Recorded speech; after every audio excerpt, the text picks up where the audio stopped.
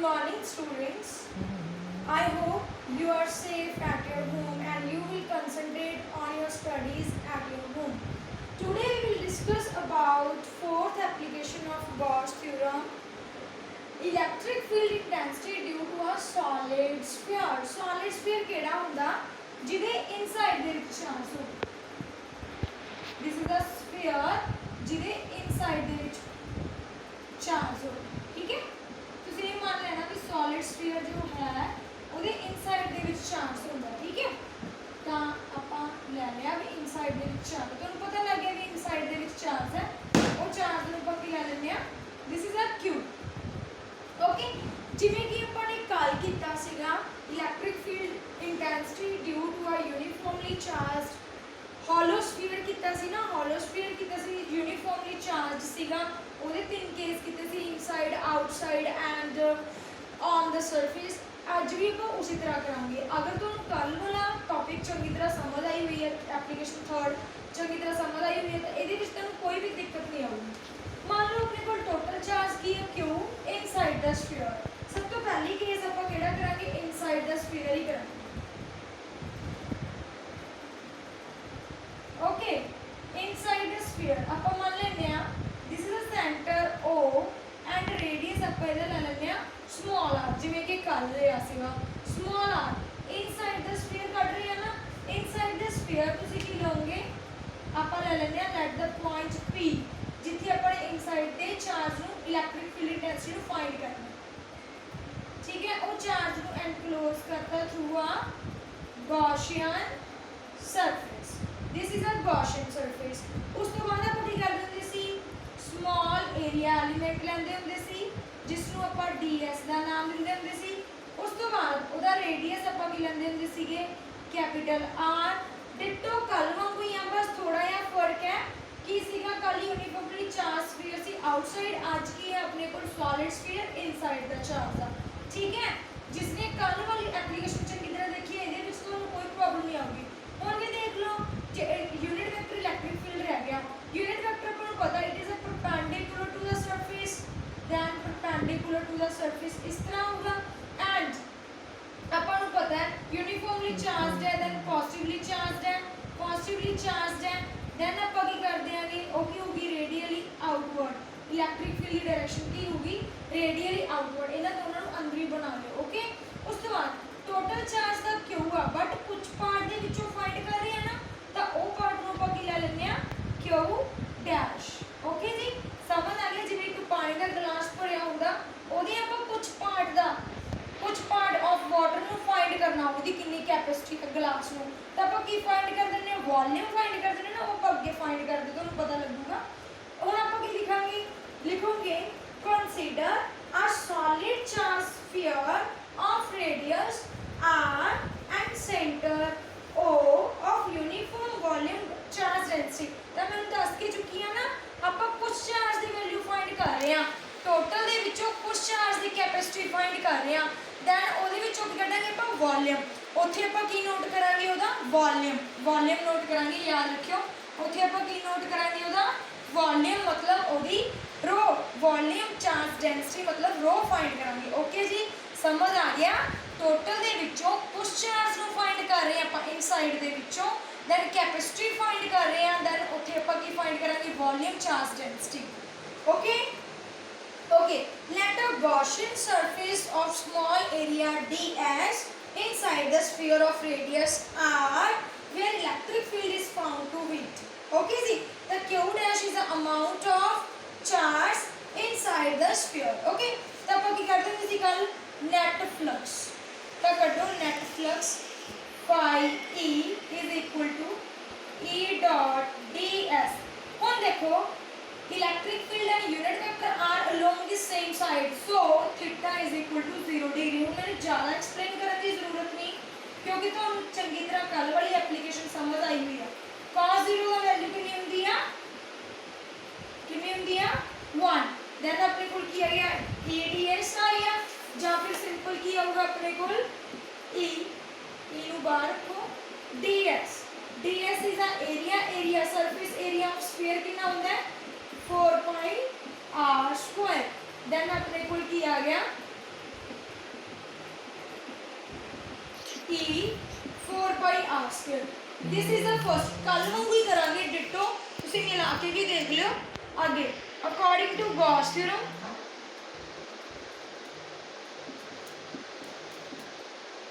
की कहती है वो EDS. ਹੁਣ देखो Q is equal Q upon epsilon. Q कितना अपने को इनसाइड का कट रही है ना, Q कितना है Q डैश अपॉन epsilon. ਹੁਣ ਆਪਾਂ ਨੂੰ Q डैश ਦੀ ਵੈਲਿਊ ਫਾਈਂਡ ਕਰਨੀ ਪਊ ਇਨ ਵਾਲੇ ਦੀ. Q डैश ਆਪਾਂ ਨੂੰ ਪਤਾ ਹੈ ਤਾਂ ਆਪਣੇ ਕੋਲ ਕੀ ਹੁੰਦਾ ਸੀ formula, rho is equal to ਕੀ ਹੁੰਦਾ ਸੀ QYV ਹੁੰਦਾ ਸੀ ਨਾ वॉल्यूम फाइंड करना है, Q डैश की वैल्यू फाइंड करनी है अपने को. Q dash is equal to की होंदा सी volume charge density rho is equal to Q dash V, या फिर rho V is equal to Q dash V, या फिर Q दे अपने को V की वैल्यू कितनी होंदी है सॉरी वॉल्यूम ऑफ स्फीयर कितना होंदा है 4/3 pi r cube is equal to Q dash. आ गया ना Q डैश, ठीक है. तो ये वैल्यू पुट कर दो EDS is equal to rho 4/3 pi r cube epsilon nought. Okay ji. इन तुसीं मान लो सेकंड फ्रॉम 1 and 2.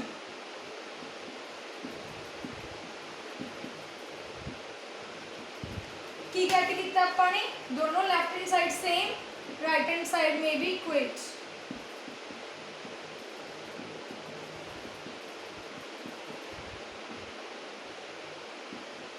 ओके 4 नाल 4 कैंसिल, पाई नाल पाई कैंसिल, r स्क्वायर नाल r क्यूब कैंसिल. देन की रह गया आंसर अपने को रो 3 एप्सिलॉन नॉट एक r रहेगी. आपने को इलेक्ट्रिक फील्ड इंटेंसिटी आ गई इनसाइड द स्फीयर. ओके जी. थोड़ा सा चेंज ही है भी ਇਹਦੇ ਵਿੱਚ ਆਪਾਂ वॉल्यूम चार्ज डेंसिटी लगाते हैं. ओके जी. समझ आ गया. तो एक गल होर नोट करने वाली है भी ਜਦੋਂ ਵੀ ਆਪਾਂ सॉलिड स्फीयर ਲੈਂਦੇ ਆ ਉਸ ਦੇ ਵਿੱਚ electric field intensity is directly proportional to the distance. Electric field intensity is directly proportional to the distance. Okay जी. r ਹੁਣ ਅੱਗੇ ਇੱਕ ਮੈਂ ਤੁਹਾਨੂੰ ਹੋਰ ਚੀਜ਼ ਦੱਸਦੀ ਆ. अगर अपने को सेंटर दे फाइंड करनी हो at the centre of sphere r की वैल्यू तो 0 ही है, सेंटर का रेडियस 0 ही होगा. At the centre of sphere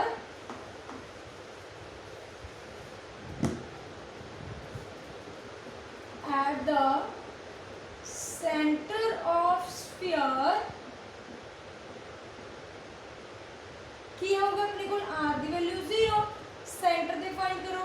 ਜਦੋਂ r ਦੀ ਵੈल्यू 0 आ गई दैन r ਦੀ ਵੈल्यू 0 आ गई दैन अपने को इलेक्ट्रिक फील्ड की वैल्यू क्या होगी 0. समझ आ गई बेटा, क्लियर होया.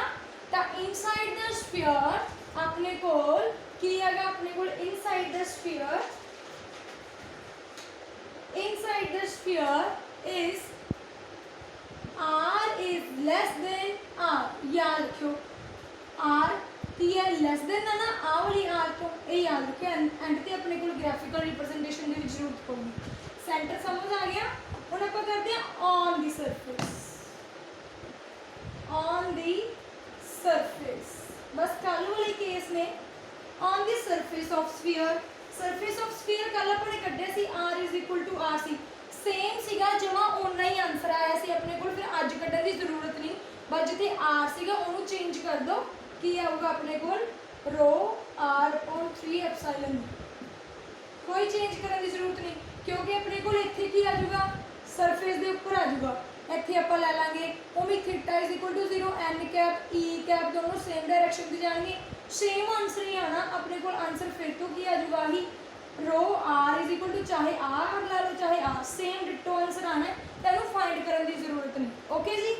नेक्स्ट वाला लास्ट अपने केस रह गया आउटसाइड द सरफेस.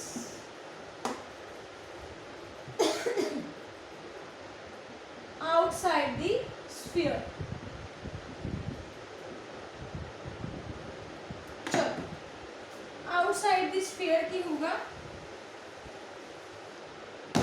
ओमें तुसी एक ਸਫੀਅਰ ਲਓਗੇ ਜਿਹਦੇ ਇਨਸਾਈਡ ਦੇ ਵਿੱਚ ਚਾਰਜ ਹੈ। ਹੁਣ ਉਹਨਾਂ ਨੇ ਕੀ ਕਿਹਾ, ਆਪਣੇ ਕੋਲ ਰੇਡੀਅਸ ਆਰ ਹੈ, ਉਵੇਂ ਇੱਥੇ ਪੀ ਆਊਟਸਾਈਡ ਤੇ ਲੈ ਲਓ, ਇਹਦਾ ਚਾਰਜ ਨੂੰ ਇਨਕਲੋਜ਼ ਕੀਤਾ ਥਰੂ ਆ ਗੌਸੀਅਨ ਸਰਫੇਸ। ਇਹਦਾ ਕੀ ਆ ਗਿਆ, ਆਰ बड़ा आ गया, then r is greater than r आ गया, देन अपने को ओमी डी एस एलीमेंट जमा ओमी आऊगा। बस ये थोड़ा है कि ये डायरैक्टली प्रोपोर्शनल टू डिस्टेंस आ रहा है ना, ये इनवर्सली आना, फर्क इन्ना ही है जिवें कल आया सी, डिटो ओमी आना, ये ओमी परपेंडिकुलर टू द सरफेस है, unit vector n cap and positively charged है, देन अपने को जिहड़ा ओह इलैक्ट्रिक फील्ड आना वो भी की आऊगा आउटवर्ड दी डायरेक्शन ई। ठीक है जी, समझ आ गया। डिटो ओमिक कढ़ना सारा कुछ तो तुसी इस तो ही फाइंड कर सकते हो। इस तो तुसी किवें फाइंड करोगे, अपने को आंसर आ गया जिवें रो आर अपॉन 3 एप्सिलॉन नॉट आ गया। ठीक है, या फिर तुसी रो नूं की लिख सकते हो, क्यू अपॉन भी लिख सकते हो। हुण तुसी टोटल ही ले लोगे, टोटल अपने को कितना सी, Q upon V R 3 epsilon nought. आ समझ आ गया। रो की वैल्यू मैंने चेंज कर दी, Q upon V R as it is, 3 epsilon nought as it is. वी अपन को पता कितना होता है, 4/3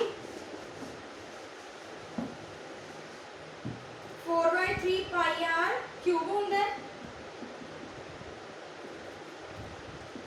4/3 पाई आर क्यूब एप्सिलॉन नॉट। ठीक है जी, 3 नाल इत्थे 3 आ वाला 3 कट गया, दैन अपने को आंसर आए एक आर नाल एक आर कैंसिल होगी, q by 4 pi r square epsilon not, या फिर क्यू वाई 4, देखो कल वाला ही आंसर आ रहा है ना। बस इन्ना याद रखियो भी ज्यों ज्यों पी पॉइंट मतलब 400 दूर होंगे, जिवें मैं तुहानूं कल दस्सिया सीगा, तां उन्नी इलैक्ट्रिक फील्ड की पावर घटती जानी है, तो उसका आंसर की होगा, इनवर्सली होगा। समझ आ गया, मतलब E is inversely proportional to r square.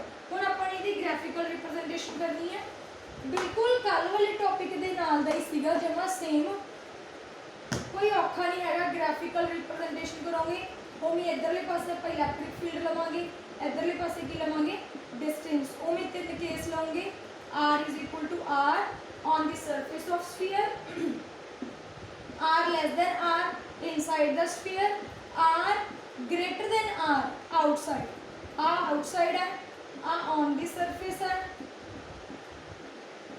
आहा इनसाइड है। तो ऑन दी सरफेस तक कल भी मैक्सिमम आया सी, आज भी मैक्सिमम है, मैक्सिमम आ गया अपने को इलैक्ट्रिक फील्ड मैक्सिमम। ठीक है जी, जो अपने को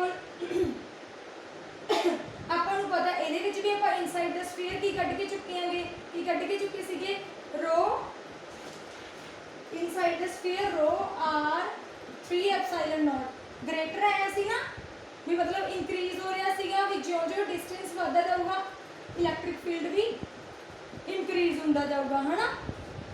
बट आउटसाइड द स्फीयर अपने को की आएगा, E is inversely proportional to r square आया ना, आर स्क्वायर आया, देन ए की होगा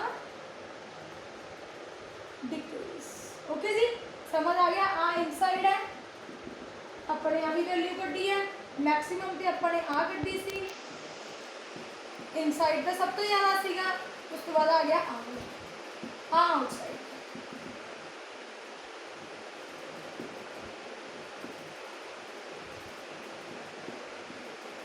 okay ji, that's all students, thank you.